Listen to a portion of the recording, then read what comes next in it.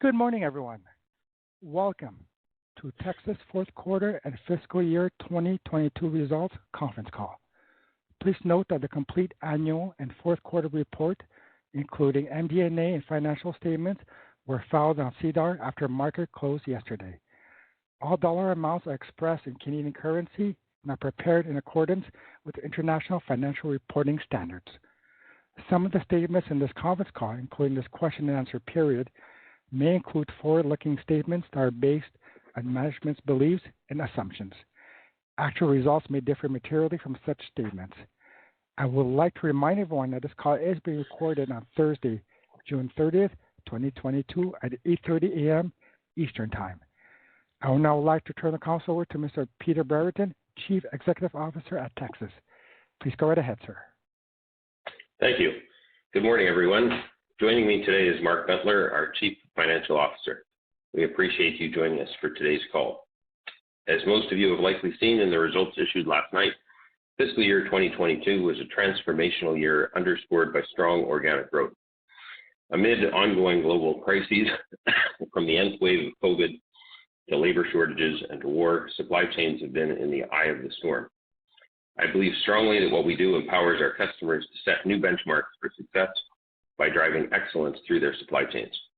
This is not a new belief. For decades, Tecsys has been advocating that the supply chain is a strategic lever for competitive differentiation. But never in the history of this company has the world been so ready to invest in supply chain. I'd like to take a moment to summarize the key events of fiscal 22 and the results of operations. Mark will then walk us through the financial results in more detail. And finally, I'll comment on our outlook, followed by a Q&A session. First, I'd like to highlight that our Q4 SaaS bookings were the highest quarterly SaaS bookings in our history, and this naturally adds to the continued positive impact of our growing SaaS customer base. We've also seen continued momentum in existing customers migrating to our SaaS offering. Indeed, the pace at which our SaaS business has expanded is a healthy blend of new accounts, expansion of existing SaaS customers, and some base accounts choosing to renew their engagement with Tecsys and convert to SaaS. Our SaaS approach has strengthened the quality of our revenue streams, and it is making it easier for both new and existing clients to buy our software solutions. We have a strong pipeline, and our SaaS revenue growth is fantastic, solidifying our thesis for value creation. Full year SaaS revenue was up 47% on a constant currency basis. It is a milestone year for Tecsys in that all but one new major account and every major account upgrade has been a SaaS deal. Overall, 91% of software bookings were SaaS in fiscal 22 versus 82% last year. In the fourth quarter of fiscal 22, SaaS revenue represented 49% of total cloud maintenance and subscription revenue, up from 40% at the same time last year. We see this as a strong endorsement of our SaaS offering and more holistically of our sustained value to our customers. I also want to take the opportunity to highlight our strengthening partner ecosystem. We committed to investing in developing a world-class strategic alliance program, and we've seen excellent momentum on this front in the form of co-marketing, accreditation tools, and training and supporting resources. All of this is translating into positive new SaaS account acquisitions and expansions, with 50% of new logos in fiscal 22 having been partner influenced, a significant jump from 22% just 2 years ago. Our customer base continues to expand across verticals. Throughout the year, we have secured several meaningful add-on bookings as platform rollouts expand across the customer base. Some notable wins announced this year include Australian retail chain Politics, distributor American Woodmark, and McLeod Health out of South Carolina. We have also added household brands in the healthcare space, automotive industry, apparel and footwear industry, and we continue to expand our relationship with one of the world's largest cosmetic retailers. The accelerated market opportunity has been most prominent in the healthcare sector, where we have seen significant new opportunities for us to win new business with both new and existing customers. Tecsys proved to be the best supply chain solution available to that market, and our SaaS approach has made it easier than ever for healthcare systems to buy and deploy efficiently and effectively. We are pleased that we have capitalized on this market opportunity in fiscal year 22 with SaaS conversions and new logos, including 8 new health systems or IDNs, including the 2 that joined us in the fourth quarter. I'd like to take just a minute to talk about what adding 8 new IDNs really means. Because of how well developed our end-to-end offering is in the healthcare market, there is greatest value to our customers to invest in our broader suite of solutions. As a result, our healthcare customers tend to represent a substantial lifetime value, whatever that first engagement looks like, from the warehouse to the OR suite. What sets us apart from the competition is that we can uniquely deliver value exactly where an IDN is struggling the most, and then expand on that value progressively through our relationship with that customer. So these 8 newly signed IDNs are our first touch point, but they represent so much more. Between them, there are about 50 hospitals, more than 400 OR suites, and over 12,000 hospital beds. Collectively, they spend over $3.8 billion on medical and surgical supplies annually and over $1 billion in pharmacy supplies. And we have proven solutions that control and optimize that spend.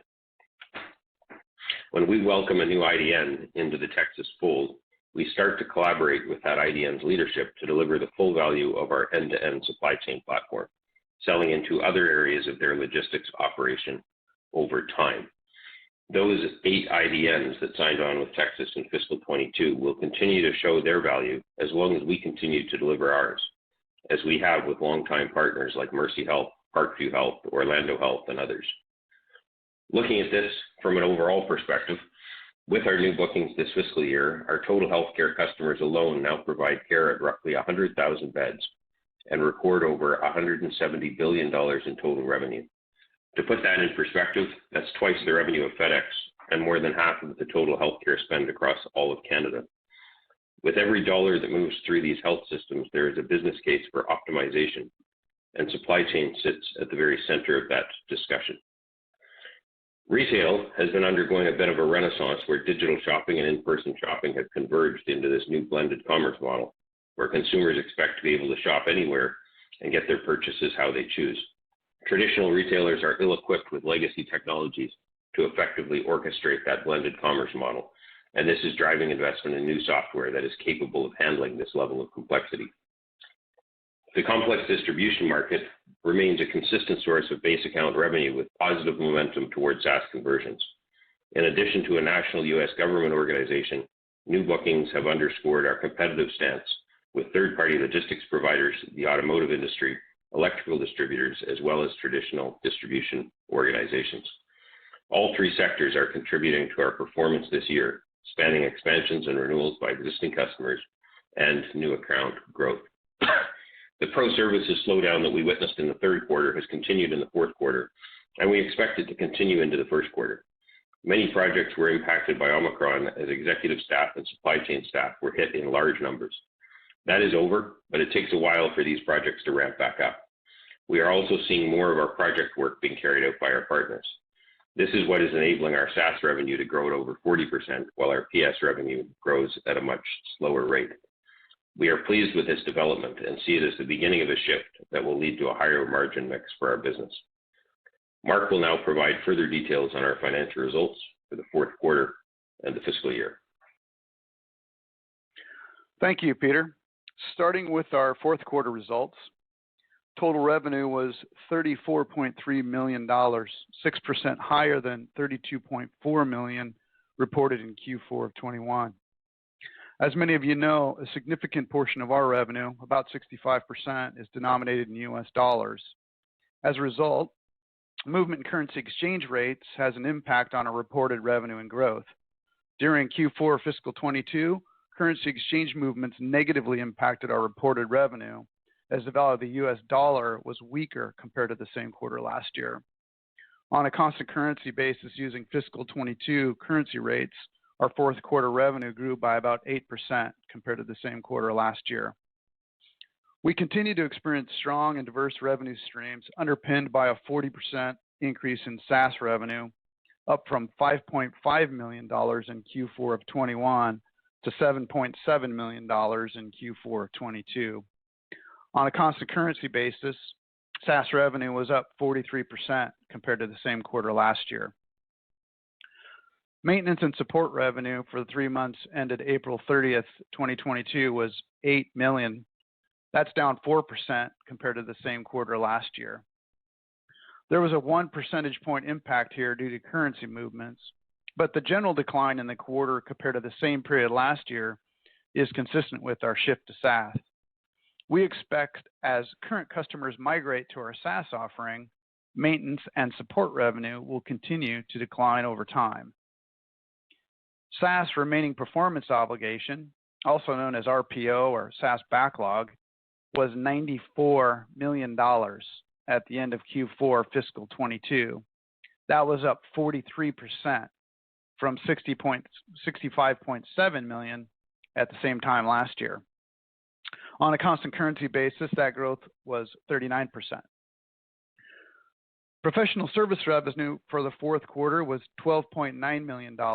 That's up 6% from $12.2 million reported for the same quarter last year. Again, currency movements created headwind on revenue growth here, which would have been 8% on a constant currency basis. Professional services revenue was basically flat sequentially from Q3 of this year. In spite of robust backlog and growth in our delivery capacity, we experienced client-side project slowdowns resulting from lingering effects of Omicron, especially as hospital networks have continued to deal with labor shortages with clinical staff. Additionally, we believe we are starting to see the impact of our transition to SaaS, we are starting to see the impact that our transition to SaaS will ultimately have on our professional services revenue line.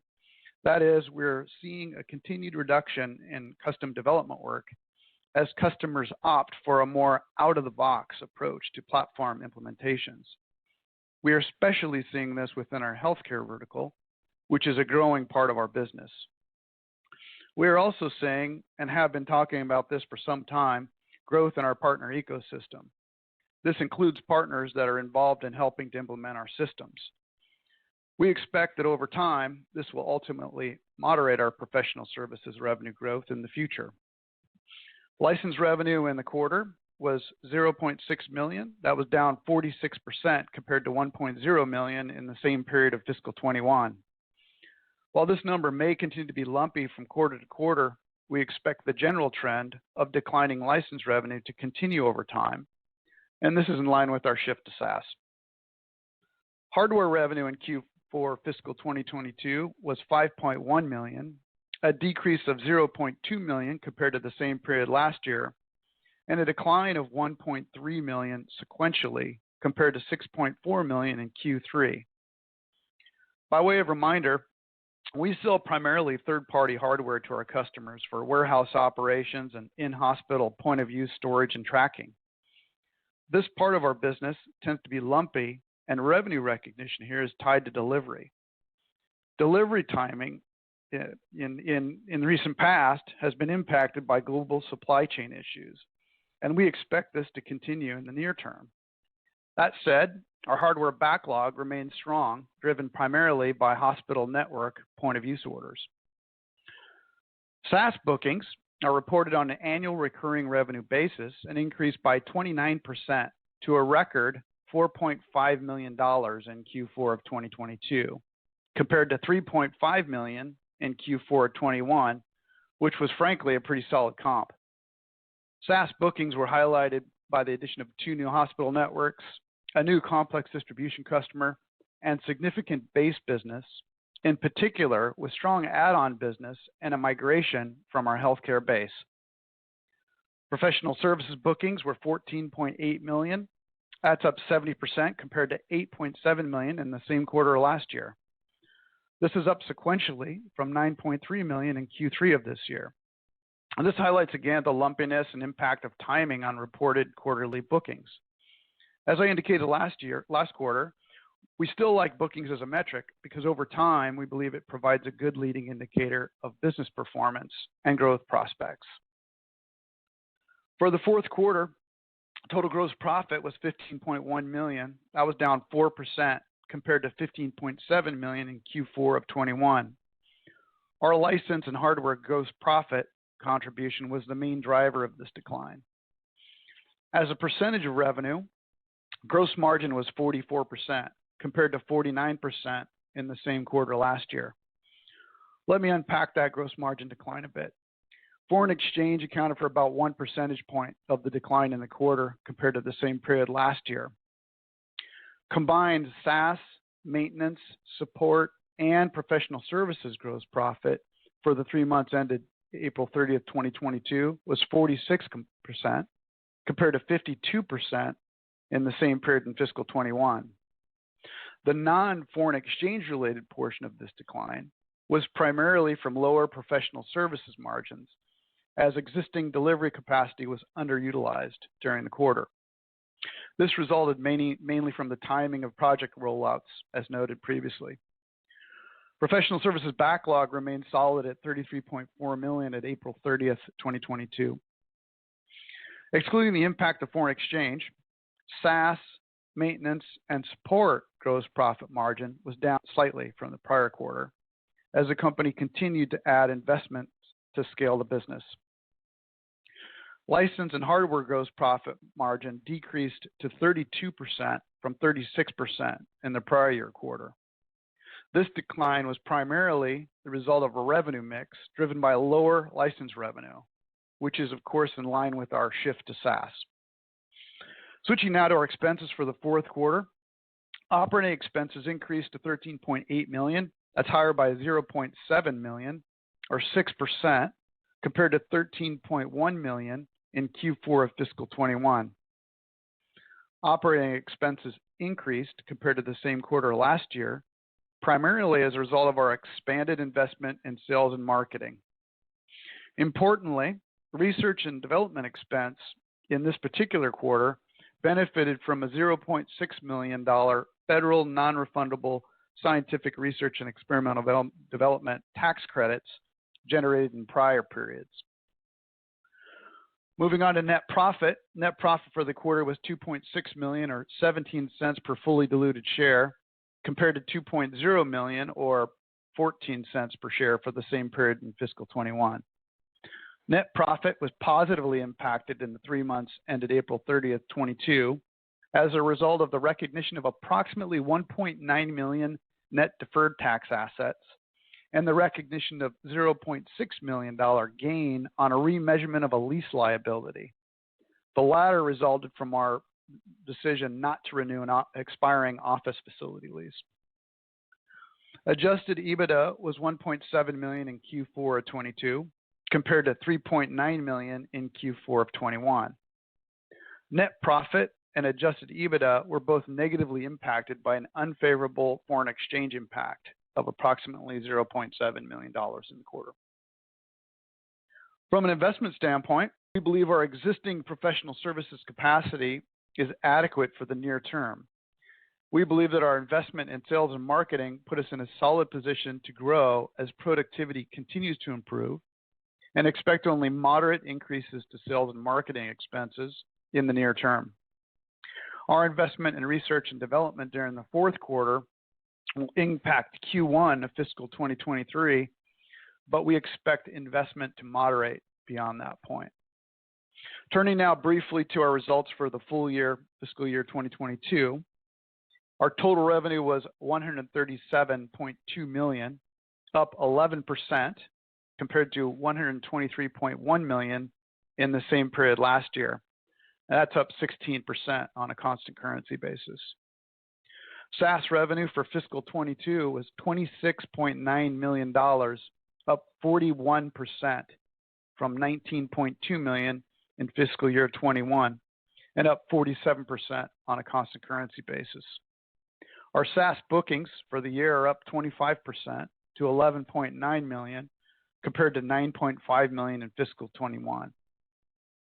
I just want to point out, and we take a lot of pride in the fact that this is another year of very strong SaaS revenue growth and record SaaS bookings.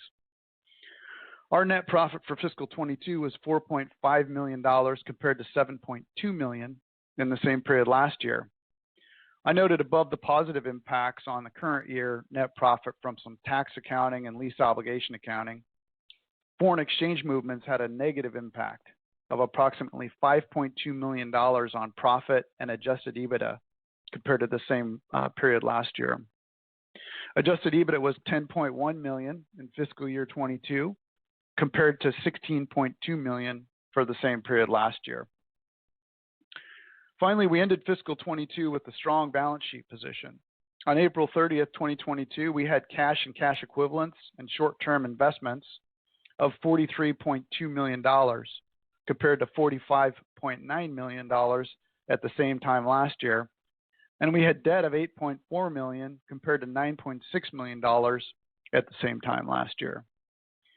Cash provided by operations was $4.9 million in fiscal 22, and our DSOs, or days sales outstanding, in accounts receivable was 49 at the end of 22 compared to 47 at the same time last year. I'll now turn the call back to Peter to provide some outlook comments.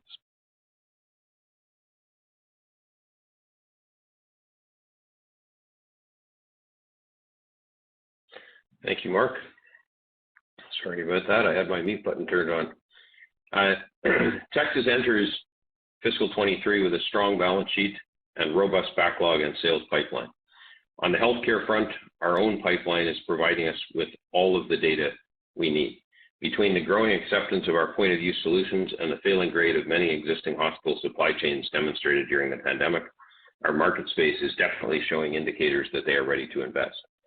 Turning to converging distribution, and to understand the scale of the market, you have to consider the massive transformation currently underway. The digital adoption is here to stay, and consumers now expect that supply chains are modern and connected. And so in fiscal 23, we plan to leverage the market opportunities that are emerging as a result of this accelerated digital transformation. We see a growing pressure in the market for strong cybersecurity, and we feel well positioned to answer the call for heightened sensitivities and demands in this area. This is an area where we will continue to invest. In summary, I want to highlight the key themes for fiscal 23. First, we will continue to maintain a laser focus on expanding our SaaS revenue model. Second, we will continue to deepen our partnership ecosystem. This is key for us to scale rapidly into North America and to international markets. Third, we will continue to expand and refine our distribution and omni-channel business platforms to service evolving needs in both of our healthcare supply chain and converging distribution market segments. Across our markets, we will place emphasis on customer success. We have long stood by the philosophy of customers for life, and a big part of that formula is to deliver value fast, stay connected, and iterate on the value delivered. With that, we will open the call up for questions. Thank you. Thank you very much. And if you would like to register a question, please press the 1 followed by the 4 on your telephone. You will hear a 3-tone prompt to acknowledge your request. If a question has been asked, or to draw your registration as the 1 followed by the 3. Once again, it's the 1 4 for any questions or comments. One moment, please, for our first question.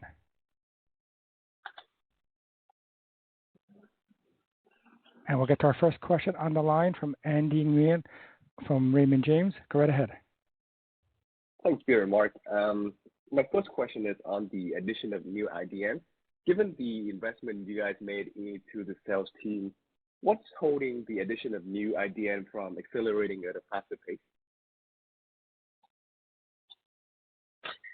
I mean, a lot of it is really just the speed with which IDNs move. I mean, we have our pipeline in the healthcare space is up by a very significant margin to where it has been at any time in the past. We're very excited by what we see in that pipeline. But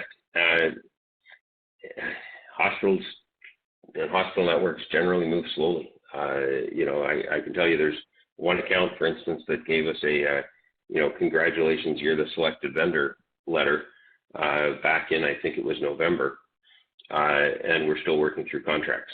So there's just a general, it's a very cautious, conservative sector, and so there's quite a significant time lag between the growing opportunity in that market, our growth of our sales team to grab a hold of that opportunity, and the time that they actually come through to contract. So I mean, I think that's the primary reason. I mean, there is a certain factor in this market too that as we often discuss with our board, there's this question of how fast do you expand the sales organization in this market. You can't You can't push the market to go faster than the market is inherently willing to go. We want to, continue sort of our evangelism in the market, promoting what we can do with supply chains and promoting the gains.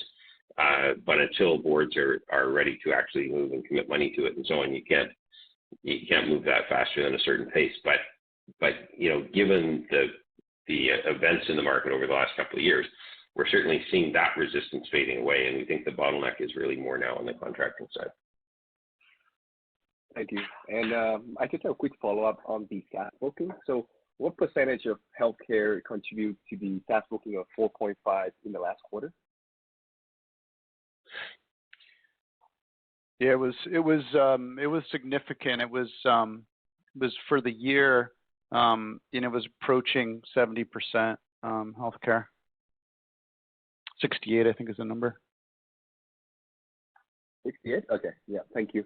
Thank you, Peter and Mark. I'll pass it on. And in the Q4, it would have been significant, a significant number as well. Thank you. Mm-hmm. Thank you very much. We'll get to our next question on the line. It's from Nick Agostino with Laurentian Bank Securities. Go right ahead. Yes, good morning. Sorry, just jumping on that IDN question from the previous analyst.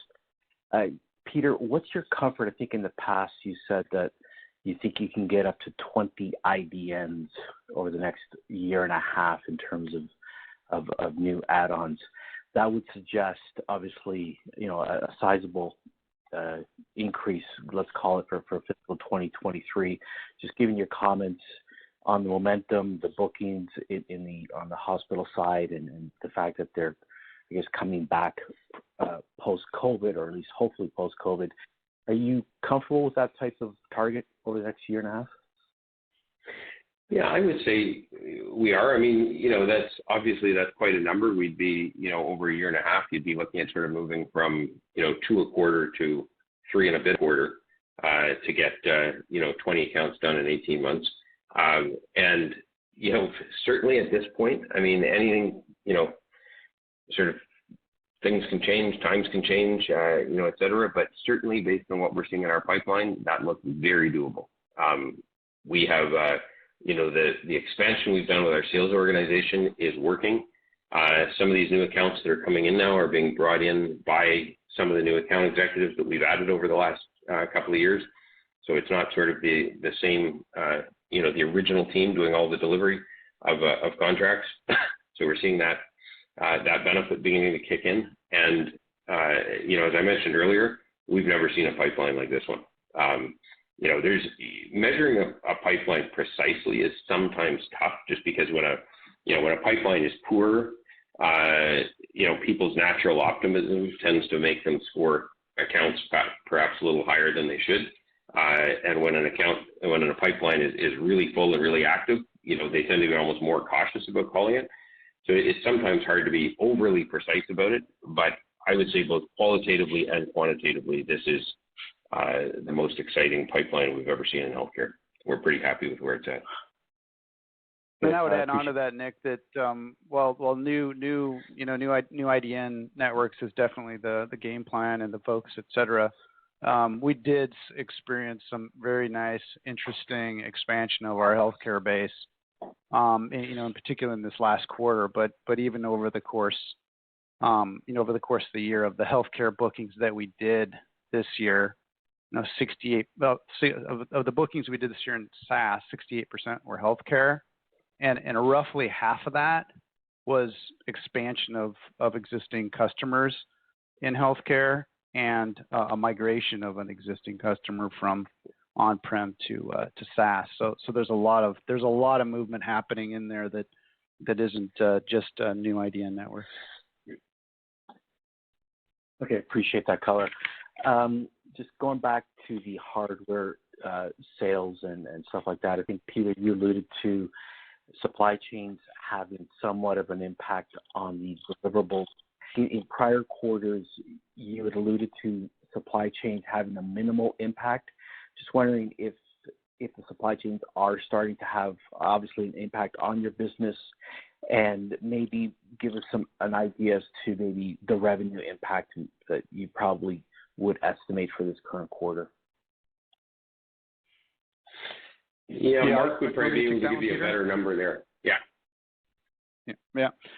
So I mean, think Nick, the supply chains the issues are real there, and some of it's around the third party hardware that we order from suppliers, and then we're sort of bound by the delivery timelines of those suppliers, and then we also have the proprietary technology that we sort of get some parts and have fabricated and delivered to for in-hospital point of use measuring and tracking.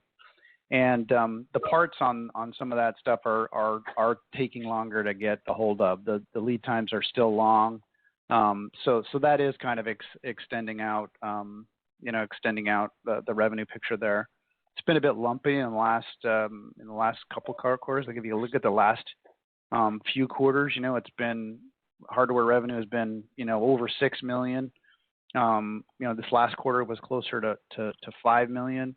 And I think in the next quarter, if we look ahead, and it's a little bit hard to hit because you're subject to not only supply chain side delivery stuff, but also just the timing of when we're actually going to ship to customers. But I think some number that's sort of closer, maybe closer to $4 million next quarter is kind of what we have in line of sight. I don't think it'll be lower than that, but it's in that sort of zip code. And would that be, I guess, a bottom type run rate until things improve? Any visibility there? I mean, I think so. Again, it's kind of hard to call. I think so, but if you look at our backlog and we're making orders, for this stuff, and we kind of start to understand the lead times. They tend to move around a little bit, but I think so. Okay, and then just one other question, and maybe just a quick follow-up. It's just staffing. Obviously, you guys have to keep adding to your healthcare sales force and stuff like that, and just given all the market, the market specifically, are you able to staff specifically on the sales side, also on the R&D side, at the rate that you guys are wanting to see? Because I think in the past that was you were staffing at a slower rate. Is that improving in any way? Yeah, Nick.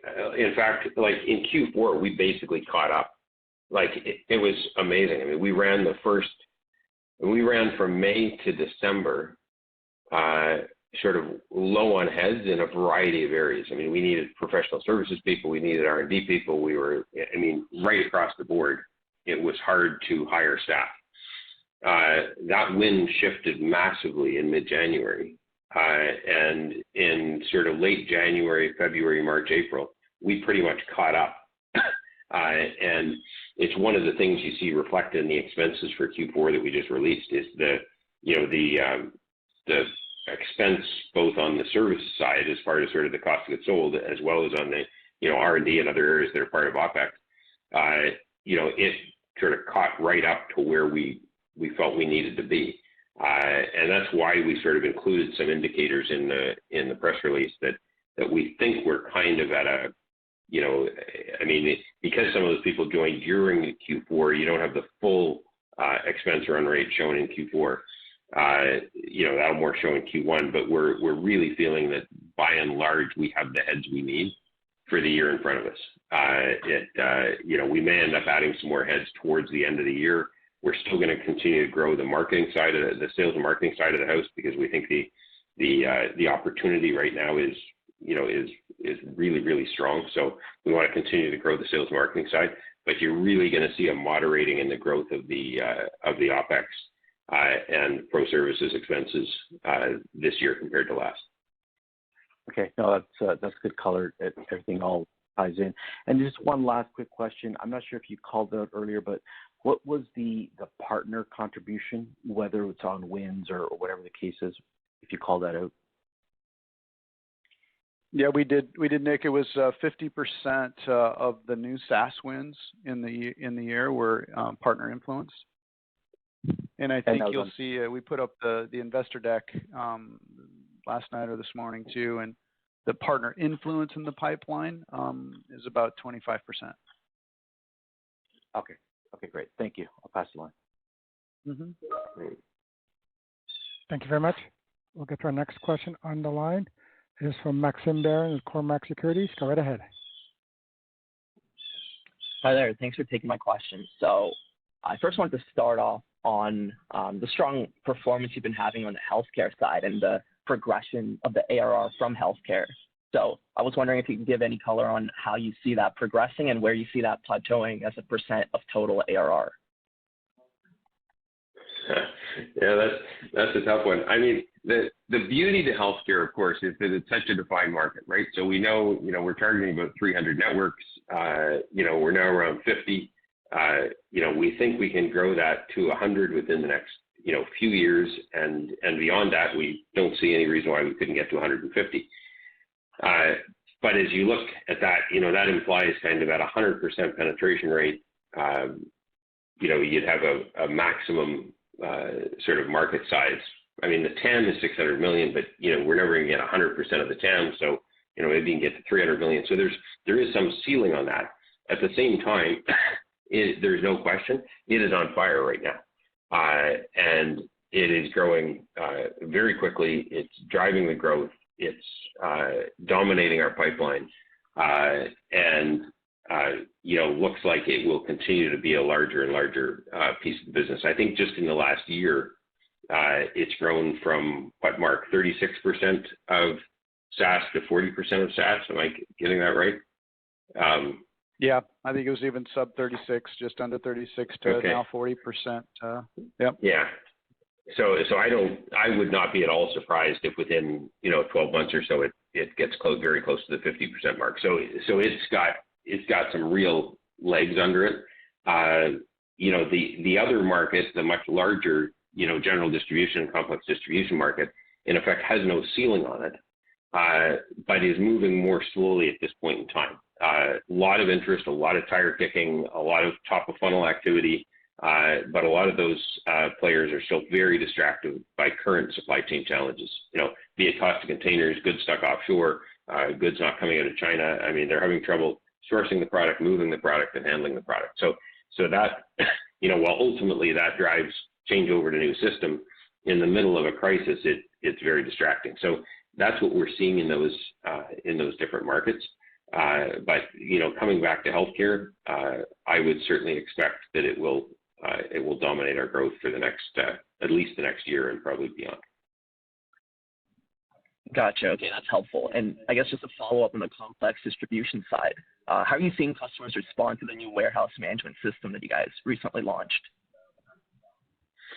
By that, I'm sure you're referring to Omni. We're seeing a lot of interest in that.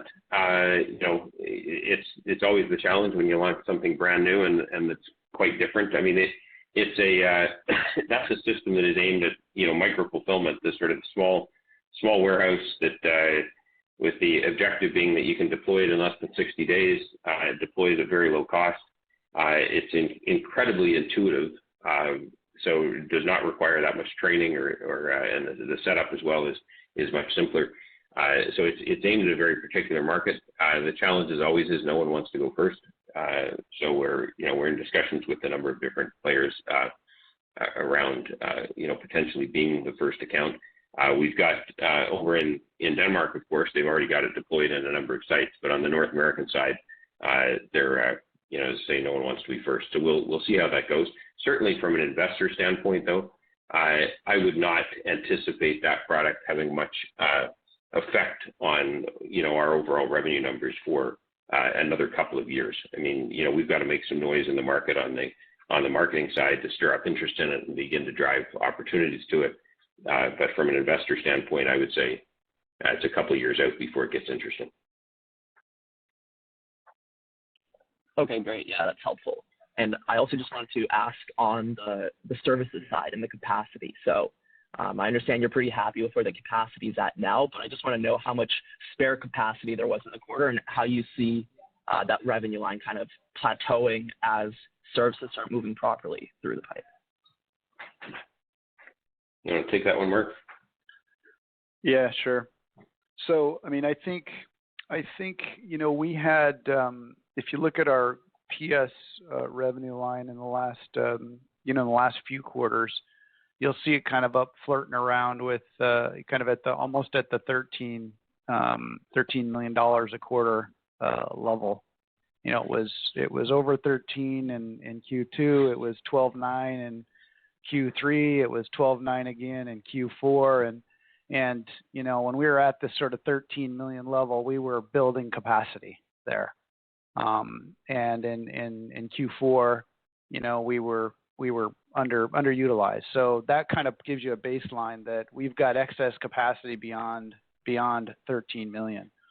Now, can that capacity drive $14 million of revenue in a quarter? Yeah, it can.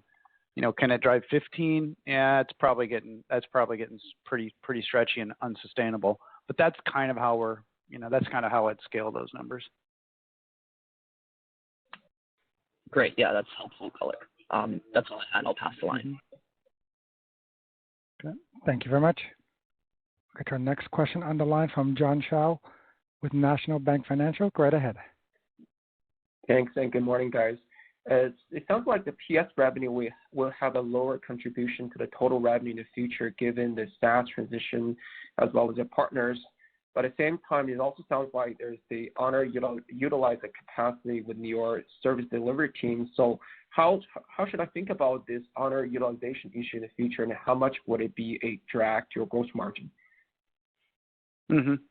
Yeah, I think it's good. It's a good question, and I think and Peter sort of hinted at that in his comments earlier a bit when he talked about what the slowdown and sort of our pipeline burn, our backlog burn on professional services in Q4, and that we sort of see that lingering into Q1, and I think if we think forward into Q1, I think it is going to have an impact on margins there. And then the question from there becomes, well, how quickly does the speed of the burn of the backlog pick up? We certainly expect that what we went through in Q3 and Q4 and sort of into Q1 here, this slowdown, we expect it to turn around. Starting to see the initial signs of that. But Q1 is going to be there's going to be continued drag there on margins because we're not going to adjust capacity in the short term. We've got backlog. There's no reason to adjust capacity downward. We're going to need it. It's a question of when we get there. If we look at, if we look down the road into Q2 and Q3, we definitely expect to, kind of be getting to those levels where the capacity gets, the utilization levels start to climb back up. Okay. The other question I have is I understand the SaaS bookings are strong this quarter. So how much of this is actually driven by the new logos versus the wallet share expansion? And when I think about the growth for the next year, should I expect wallet share expansion to be a meaningful driver of growth? Yeah, I mean, I think in the last quarter, the question was just about the quarter, right? I mean, in the last quarter, yeah, more than half of the bookings were base. And if you look at kind of what our year looked like, it sort of looked like that as well. I think the numbers were in the high 40s for new, and balance was base in terms of bookings. In Q4 was a little bit more skewed towards base.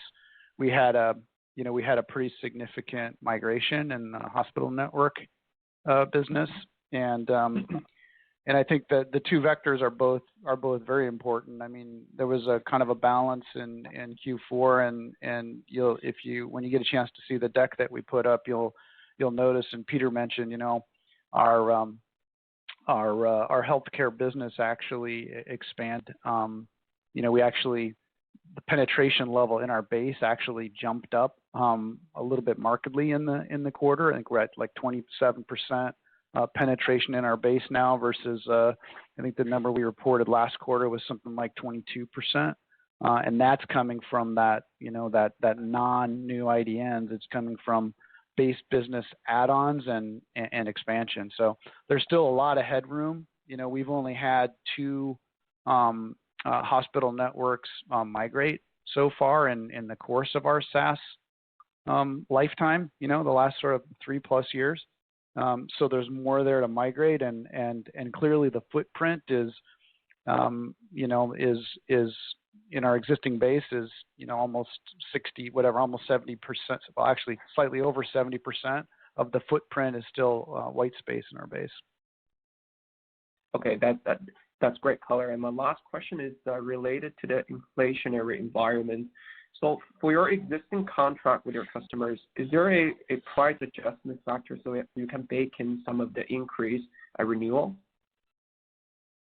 Mm-hmm.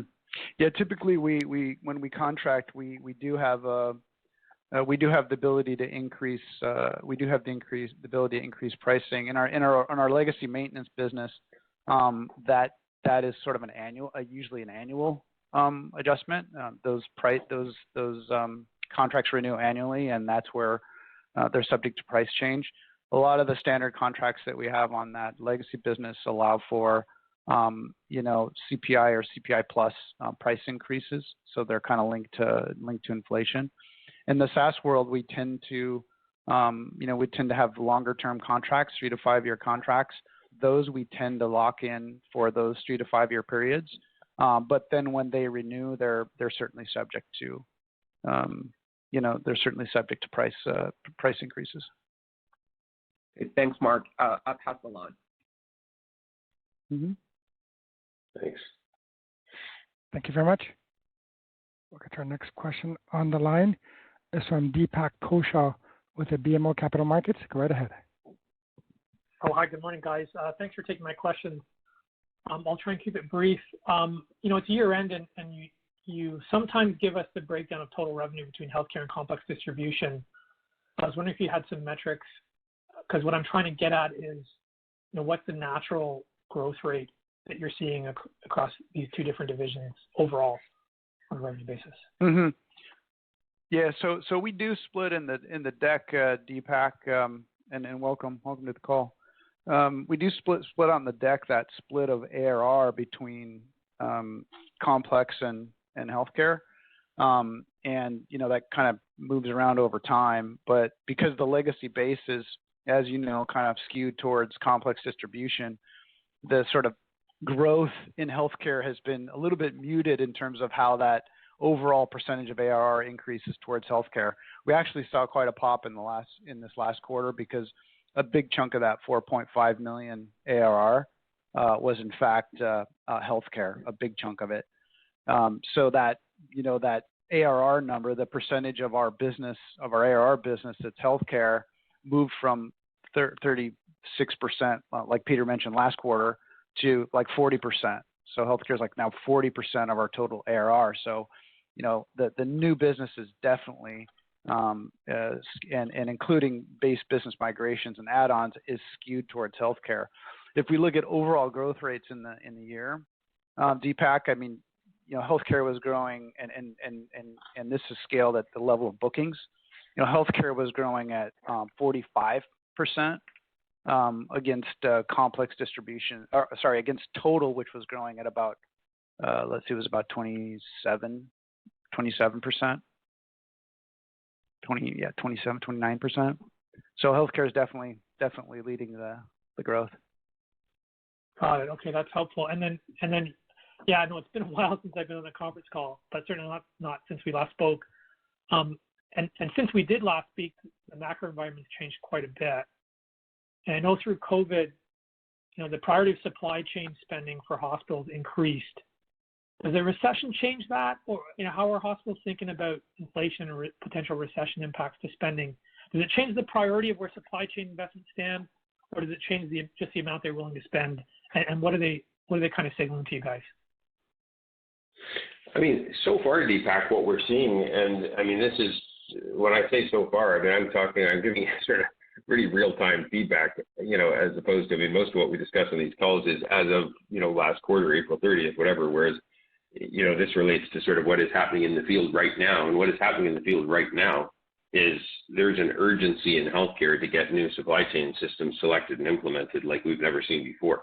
I think the macro environment is causing a lot of distraction in the general distribution market, but in the in healthcare itself, it seems to be just go go go.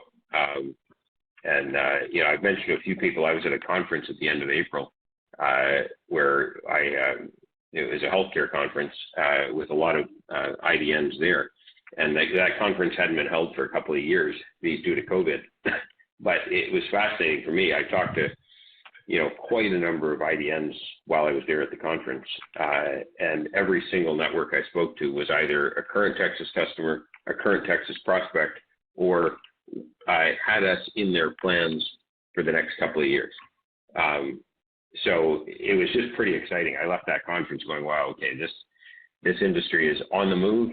And, at this point, we are in, that's a small sample set. I probably spoke to 25 or 30 IDNs at the conference, but we were literally in the plans or already in the business of every single one of the networks. So it's pretty exciting in healthcare right now. The macro environment is doing nothing to slow it down at this point. Okay, that's helpful for Peter and Mark. Thank you. I just have another question to follow up on margins. Obviously on the gross margin side, mix shift and evolution changes the gross margin. But when I look at the EBITDA side, your level in fiscal 22 was about half of what it was in 21. The portion of that's in your control. You mentioned investment. Are you expecting to recover that portion fully in fiscal 23 or expect to gain on that, gain more leverage on that in that OPEX portion spend in 23? How are you kind of thinking of it? And do you guys target a specific, when you budget for the year, are you targeting a specific spend level or a margin level? How should we think about your process around margins? Yeah, I mean, there's obviously a lot of factors involved in what you're describing. I mean, in some ways, fiscal 21, that's the comparable, was a bit of a windfall year because of the fact that U.S. currency was, where the Canadian buck was trading at, including our hedge effect, it was around $1.40. So that just gave us a great, extra padding on the margin side. This past year that just ended, in some ways the exchange rate was more typical. It sort of averaged, what did we average, Mark? 125-ish? Yeah. I think around there. So that was a much more typical year. And, so as we look ahead into the future, we're saying we expect that number to, the EBITDA margin to slowly climb back during the year. But we're continuing to say that we want to have, our overall philosophy has not changed, and that is that we want to lead with organic growth. We want to invest for organic growth. We want to continue to pump money into sales and marketing and scale the business as needed. And yet we want to maintain reasonable EBITDA so that we're not, consuming investor cash in the process of growing the business. We're sort of funding our own growth as we go. It's hard to depend on the markets. The markets are up sometimes, down sometimes. We don't want to be in a position where we've got to dilute at a bad time. So that continues to be the strategy. Some years we come in above that rough guideline, as in fiscal 21. Some years we come in below that, but that continues to be the philosophy we run with. If we look at what we see in the headlights right now, it calls for continued investment in growth and marketing. I mean, in sales and marketing, but on the operating side, specifically cloud operations and to some extent R&D, we feel like we're approaching a point where we could moderate that growth. I mean, R&D growth will definitely be very moderated this year. We feel like we did a lot of catch up in Q4, so we expect R&D spend to be relatively flat this year. Cloud ops, as we've talked about in the past, based on exiting run rate, cloud ops, we've invested a fair bit in during this past year. We know we've still got some more investment to do there, but we think that kind of by the end of this fiscal year, the cloud operations group will be more or less where it needs to be. And at that point, you should start to see more benefit on the margin side, resulting as a result of growth. Sorry, Deepak, if I sound evasive. I mean, we don't give precise, margin targets out to the market, but philosophically, it's focus on growth and maintain enough EBITDA margin to fund the business. Yeah, no, that's very helpful. I understand that, and the philosophical answer and the business approach is what I was going after, so that's helpful. You do have excess cash on your balance sheet. In the past, it's kind of been earmarked for acquisitions. If macro risk is increasing here, do you change that view or do you accelerate that view? How should we think of the excess cash? I mean, we continue to see it as both a cushion for security in these markets. I mean, we need to, customers that select us for a SaaS as their SaaS platform, I mean, in many cases, we are their core system of record. They need to know that we're rock solid financially and here for the long haul. So we continue to see as a bulwark against sort of some of the craziness going on out there right now. But at the same time, we continue to see some of it as dry powder for acquisitions. I mean, we've been watching the market, private equity market, which is who we tend to compete with for acquisitions. And I mean, in some ways, the pricing still hasn't adjusted to what the public markets have gone through. It feels like there's often sort of a 6-month lag from what the public markets do to what the private markets do. So it seems like pricing is still, fairly high on the private side, but, we still expect that to come down and get more in line with public markets soon. So we continue to watch that, and we'll move if we think there's some reasonable pricing out there. Okay, that's great. Well, thank you again for taking my questions. I'll pass the line. Great. Thank you very much. We do have another question queued up from the line of Stephen Lee with Raymond James. Go right ahead.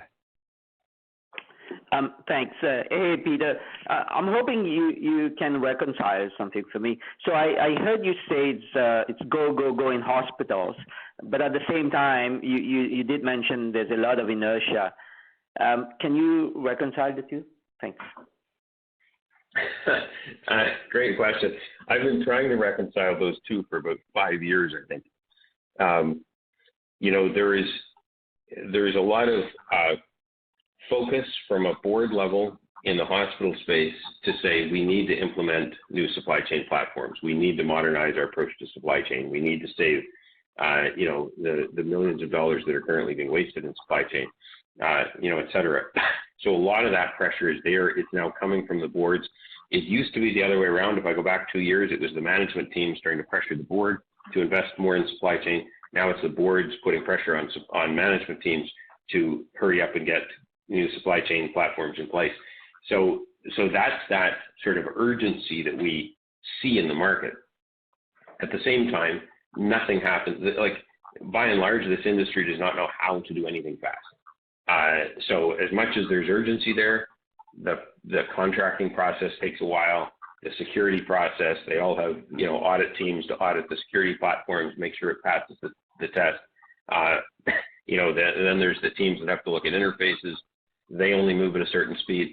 So that's why we end up seeing this swell in the pipeline, swell in activity, sales team very busy, and yet the actual growth in bookings as of yet is not that extreme. I mean, if I look at the numbers, I mean, our SaaS bookings actually grew, pretty nicely last year over the prior year, and given that a much higher percentage of it was healthcare, we actually saw our healthcare bookings grow at a pretty substantial clip over the prior year, and we certainly expect that to continue. So we are seeing, as we mentioned, our SaaS revenue up, 47% in constant currency and so on. So we're seeing the growth that's coming through, but certainly it's still not at a level that the activity in the pipeline could deliver. And so we're still seeing that as, future gain that we expect to begin to come through soon. That's helpful, Peter. And this dynamic impacts more PS than SaaS revenues, correct? Like you can start recognizing SaaS earlier, is that right? Well, yeah, that dynamic though affects to some extent the contract closing, which then does affect the SaaS revenue, right? So, this is a lot of this activity I'm talking about, the security reviews and all those kind of things, those all happen prior to even contract signing. So that does hold up the SaaS revenue. Once the contract is signed, then yes, the SaaS revenue kicks in. And at that point, the sort of the ponderous speeds a lot of these networks move at affects the professional services revenue more than the SaaS at that stage. Okay, that makes sense. And then last one, Mark, I heard you. There's no plan for price increases on SaaS. So this is even for those coming up for renewal, say this year. No, I think we have the opportunity to increase SaaS pricing upon a renewal, but a lot of our contracts that we do on SaaS, Stephen, are 3 to 5 year contracts. So we don't have a lot of them actually that are coming up for renewal right now. We've only been selling this stuff for a little sort of 3+ years. So and most of our contracts are 5 years. So there's not a ton that are coming up for renewal right now. The ones that are, we have the opportunity to increase them, and we expect to do that. Got it. Thanks. Mm-hmm. Thank you very much. And we have no more questions on the line. So thank you very much, everyone. That does conclude the conference call for today. We thank you for your participation. As please disconnect your lines. Have a good day, everyone. Thanks. Thanks, everyone. Bye for now.